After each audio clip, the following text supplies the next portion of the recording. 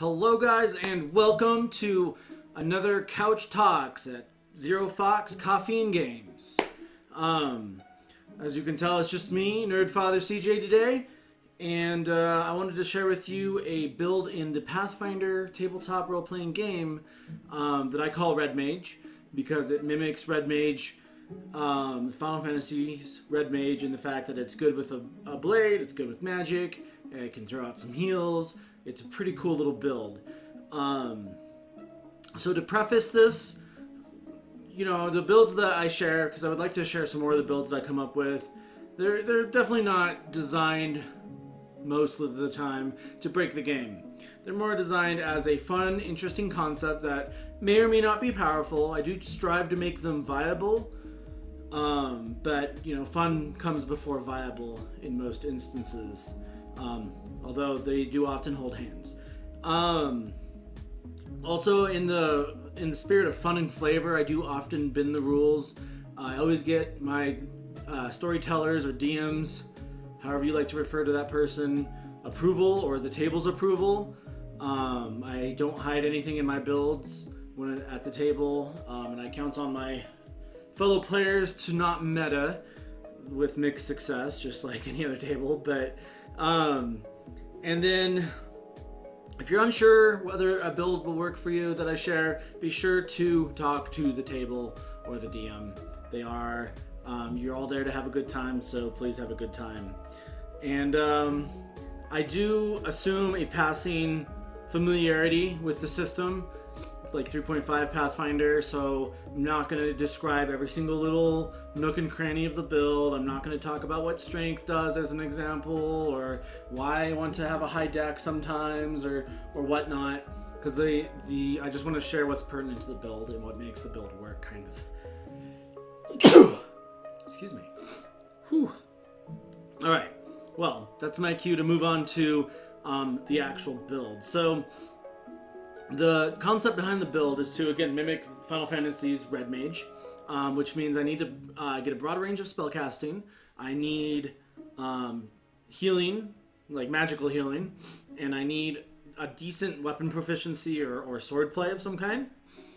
There's the special consideration for this build is make sure that your variant multiclassing is allowed. Variant multiclassing replaces some of the feats that you get naturally through leveling up with class features, pre-assigned class features that you select at starting level 1. So when you're building your character, you cannot, if you say as an example have VMC Rogue, cannot then turn around and also multi-class Rogue later on. You are locked out of your VMC class as far as like multi-classes go, but you can otherwise multi-class according to Raw. Some DMs don't like that, and that you'll have to talk to your DM for that. Also, my group and the groups that I play usually do roughly a 27-point buy, which is only 2 more points than the heroic point buy in Pathfinder. I find that this little nudge gives us a little bit more of that like power feeling, you know, like we're having a good time and we're good at a lot of things, while also giving us stuff that we're still decidedly bad at. My numbers, if I have numbers, may not exactly match other people's, but, you know, that's going to be the case anywhere, I feel like. But I wanted to share that. The race for this build. So Redmage in Final Fantasy is most often human, I think. In the build that I'm sharing with you, I rolled them as effectively a Dragonborn. I had to custom build it in Pathfinder. It's a little different, but it's effectively a Dragonborn. Another great race is always the human for that extra feat. Yeah, so that's my thoughts on the races. Overall, it doesn't super matter. You do want a good int and you want a good charisma if you can help it. But those are the only things that I can think of. So first level, we are going to take VMC Oracle, and we're going to do the Mystery of Life. This is important solely for the channel energy. This is how we're gonna magically heal people, is with our positive channel energy. It comes with a lot of other cool perks like energy body, enhanced cures, which we don't super care about because we don't actually have cure spells easily. We have Healing Hands, Lifelink, Life Sense, Safe Curing, and Spirit Boost are all things that come as part of the VMC Mystery of Life Oracle that you can select optionally as you level up. The only real important one is Channel. All the rest are optional. There's some really cool ones, like my personal favorite is Life Sense is pretty awesome because you can basically sonar in on a living creature. Pretty crazy. You do get an Oracle Curse as a VMC Oracle. The curse I picked was Legalistic because it's all about keeping promises, and that for the character that I built this for, that was his whole shtick. But it doesn't super matter for the build. You do want to also start as an Arcanist if you can. And then you want to do the Weapon Adept Arcanist archetype. This is important because you get a free magic weapon. It helps you stay relevant without dropping tons of money on your weapon later on, and it gives you you want to pick the weapon Rapier for your Weapon Adept if you can, and this matters because we're going to be taking Swashbuckler in a couple levels, and then our first feat is going to be an extra exploit. We're pretty much only going to take the extra exploit feat, except for occasionally. This gives us Armored Mask. Armored Mask lets us spend 1 point from our Arcane Reservoir to gain Mage Armor, and 1 additional point as an immediate action to gain Shield of Faith, which gives us a +6 armor bonus at level 1. Which is pretty awesome. That's 16 AC right out the gate if you have no dex, which is pretty solid if you're a spellcaster. And then if you do decide to roll as a human, I would suggest taking the extra exploit feat again and getting the Magus Arcana Arcane Strike, I believe what it's called. And that allows you to spend 1 point from your pool to add your intelligence modifier to your attacks. So that's pretty solid as well. If you are rolling with traits, they are optional technically, but if your DM or storyteller wants you to use traits, you should definitely get the Magical Knack trait. It lets you pick 1 class, and you get to add 2 to your caster level on that class. This is going to help us as we're leveling up because it's going to keep our spells powerful, even though we're behind level on our caster level. It won't help us get more spells or anything like that, but it will help us keep our spells powerful. And they come in pairs. You do get 2 by default, if I recall correctly. I picked Fencer, which gives me a bonus to opportunity attacks, but you can really pick whatever you like. So our second level, we're going to go dive right into Swashbuckler, where it gives us a good BAB, gives us some good health, gives us a lot of really key abilities to really start pulling this build together. It gives us the Parry and Riposte. Oh, I should mention, Swashbuckler, Archetype, Inspired Blade, and Noble Fencer. And this is going to give us Parry and Riposte, Daring Do, Inspired Finesse, Inspired Panache, and Social Panache. Parry and Riposte allows us to negate an attack with an attack roll, and then potentially also attack. Daring Do lets us spin Panache to get a D6 on Acrobatics, Climb, Escape, Artist, Fly, Ride, or Swim. And then Inspired Finesse gives us Weapon Finesse with the weapon with the Rapier, which is pretty great because we're using a Rapier. I think that in general, some of these more specific class features, you can usually talk a DM into allowing you a similar weapon. So if you wanted to do something like the Wave Blade, which is a monk weapon, with this otherwise pretty much the exact same stats, I personally wouldn't have an issue with it, and I might encourage you to try, just because we are going to be leveling monk, and it'd be great to benefit from that flurry of blows. Let's see, so then we have Inspired Panache as part of that build, and so just we recover Panache points equal to our Charisma modifier every day, which is important because we need that Panache to parry and all that jazz. And then finally, we have Social Panache, so we get to add a D6 by spending a Panache point to bluff, diplomacy, intimidate, or sense motive. Again, the 2 skill ones, they're really just there to kind of round out the build, help us be good in a sector that we're not particularly good at. And this is great because we're missing out on spells, so we get a lot from this one level. that that these skills or that the spells would otherwise be making up for, which is great. So level 3, we're going to dive right into Monk. I used Unchained Monk on this build. You can use normal Monk, but I went with Unchained Monk because it starts with a good Bab, and it has a decent health. I think the Unchained Monk actually has a D10 instead of a D8, if I recall correctly. I could be wrong about that. I'd have to look again. But that's of lesser import than we get Flurry of Blows, our AC bonus from Wisdom, which we actually changed to Charisma using the Scaled Fist archetype, and Draconic Might. And again, you know, we get the good Bab and decent saves and all that jazz, which is awesome. Oh, this level we also get our first perk from our Oracle VMC. We start being able to channel 2d6 worth of energy, and that's awesome. We get a bonus monk, yes, just a bonus monk on the side. You know, he just shows up, starts praying or whatever. We get a bonus feat from the monk, and I usually go with combat reflexes, but it's a fairly short list, and it's a pretty broad list as well, for being so short. So, you know, pick what you like, but combat reflexes I think is probably the best one. Level 4, we're going to level Arcanist still. Nothing otherwise exciting happens here, but we want to level Arcanist, that's important. Level 5, again, we're going to level Arcanist, and we get our Sentient Sword, so we get a free magical sword. Pretty awesome.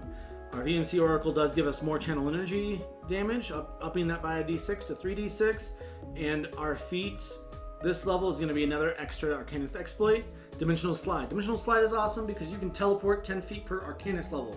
Now, we're only doing 8 levels of Arcanist, but that's still 80 feet at level 20, which is great. For 1 point, 80 feet of movement as a 5-foot step. You can really close the distance or get away or teleport on top of building. It's pretty awesome. Pretty cool little spell. Level 6, going to stay with Arcanist. Level 7, this is another important level. Arcanist level is 5 at this point. We are level 7, and we need to take Eldritch Blade. Eldritch Blade is extremely important for this build, especially if you're going to do any amount of Eldritch Knight, because it allows the Blade Adept to use their caster level instead of the Arcanist level as the determining factor for their Eldritch Blade.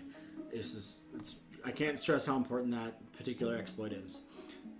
We also up our Oracle VMC, and we also get an Orzen, or a cantrip from there. I usually go with Create Water myself, but just go with whatever you like.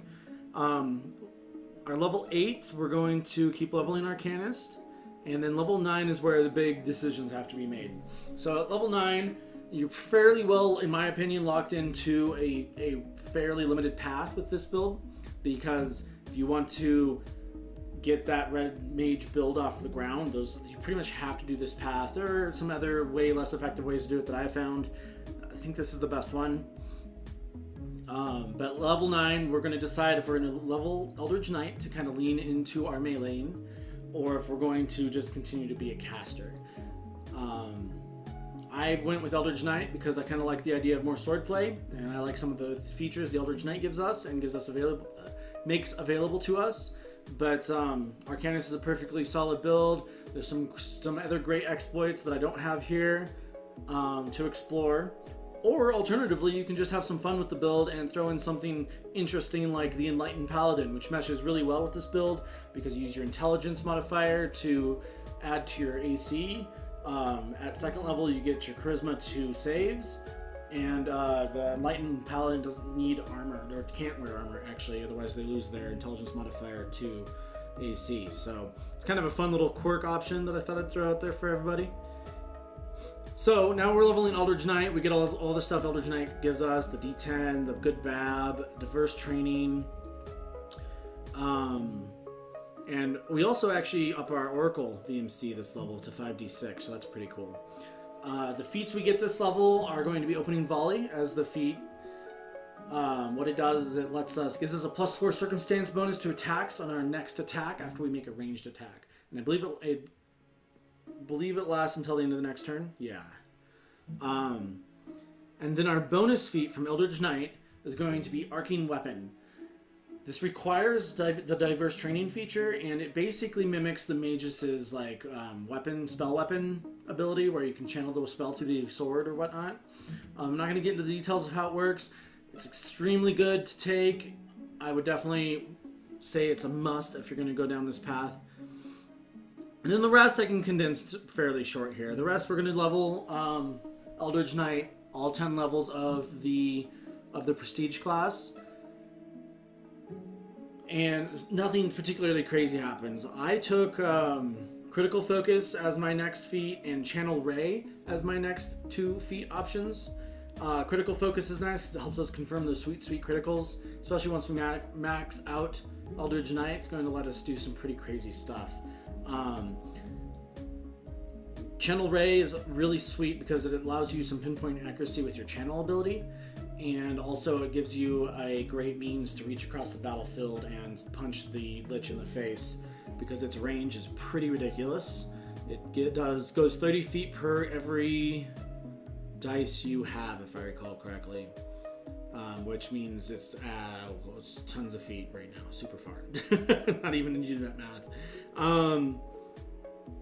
So then at level 17, I personally did this really quirky thing where I took the extra Arcanist exploit, went and got the Metamagic Knowledge exploit so that I can get the feat Elemental spell.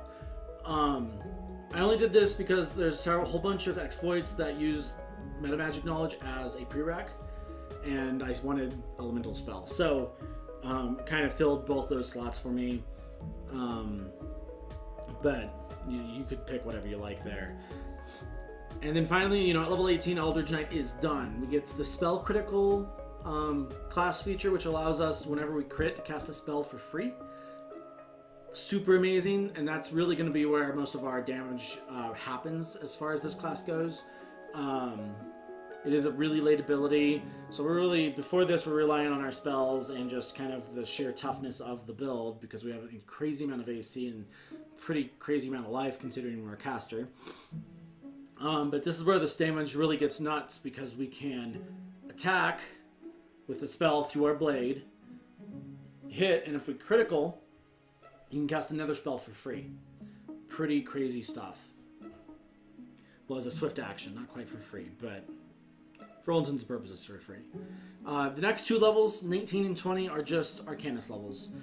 Very straightforward. I picked the exploit counter spell for a little added tomfoolery, and you get another Oracle VMC, Greater Revelation in this case. I picked Energy Body because it's a cool ability. So that's pretty much the build, guys. It's a pretty fun little build. It's probably the toughest caster I've ever seen. You're almost a full caster at level 18, right? No, level 19 you have tier 8 spells.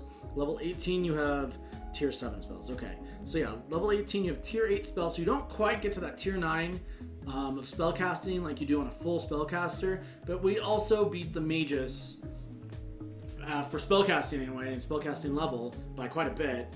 And I think our BAB is the same, and we might even have better life potentially, depending on how you rolled your character. Definitely similar life and similar BAB though.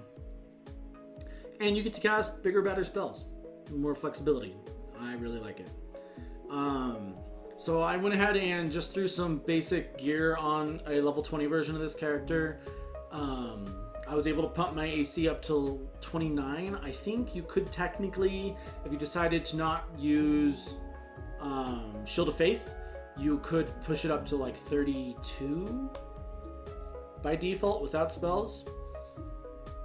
But with spells, with Shield of Faith, we're going to add 11 to that modifier, which pushes it up to 40.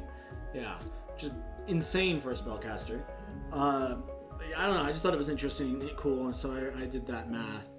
I'm going to share some of the numbers of just a build summary for you guys, just so you can kind of get an idea.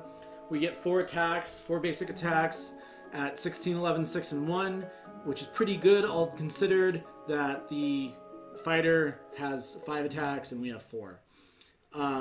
If you're able to do the flurry, however, you do get 5 attacks. Not quite at the BAB of a fighter, but still pretty great. Our speed is bumped up by our monk level to 40. We have a CMD, a combat maneuver defense of 51.